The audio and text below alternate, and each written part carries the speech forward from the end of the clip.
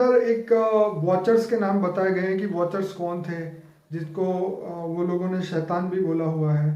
तो वो कहाँ रहते थे, उनकी स्पीड कितनी थी, उनका शरीर कितने तत्वों का बना हुआ था, और आप बताइए इसके बारे में। मनुष्य को सुख देने के लिए ऊपर से फरिश्ताओं ने वॉचर्स के रूप में कुछ आत्माओं को भेजा था जो धरती पर वॉच करते थे। वॉचर्स का शरीर सूक्ष्म शरीर था और धरती पर आकर सूक्ष्म शरीर में उनका 3 तत्वों का शरीर था। वॉचर्स माना अच्छी आत्माएं ऊपर से आई थी, उनको वॉच करने के लिए ऊपर से देवताओं के राजा ने भेजा था। फरिश्ताओं का जो राजा होता है, फरिश्ताओं का ईश्वर, जिनको हिंदू शास्त्रों में फरिश्ताओं का ईश्वर माना देवता का ईश्वर माना इंद्र कहते हैं।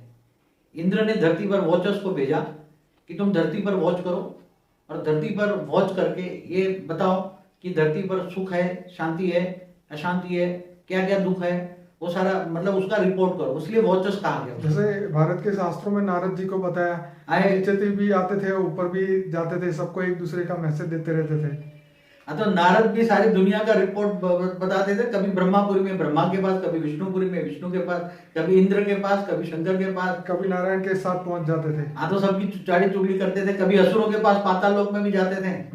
तो सारे 14 भुवन में घूमते थे। इस ब्रह्मांड के 14 भुवन है। 14 भुवन में उनकी स्पीड कितनी थी, उनका शरीर कितने तत्वों का था। हाँ, तो जो वॉचर्स भेजे गए वो पहले इनका जो शरीर था आकाश वायु अग्नि का था, उसकी आत्मा में शक्ति थी, इसलिए वायु तत्व कम है और आकाश तत्व ज्यादा है उसके शरीर में। वॉचर्स के शरीर में आकाश तत्व ज्यादा होता है, इसलिए वॉचर्स जो होता है वो 1 सेकंड में ऊपर कई करोड़ किलोमीटर ऊपर चले जाते हैं, क्योंकि 1 सेकंड में कई करोड़ किलोमीटर ऊपर चले जाते हैं। जैसे नारद जी बताया ना कि 1 सेकंड में ब्रह्मापुरी चले जाते हैं, तो 1 सेकंड में ब्रह्मापुरी, यहाँ से धरती पर से ब्रह्मापुरी कितनी दूर है, इससे ऊपर विष्णुपुरी तो बहुत दूर है, इससे ऊपर भी शिवपुरी है, तो वहां तक और 1 सेकंड में पाताल लोक में जाते थे।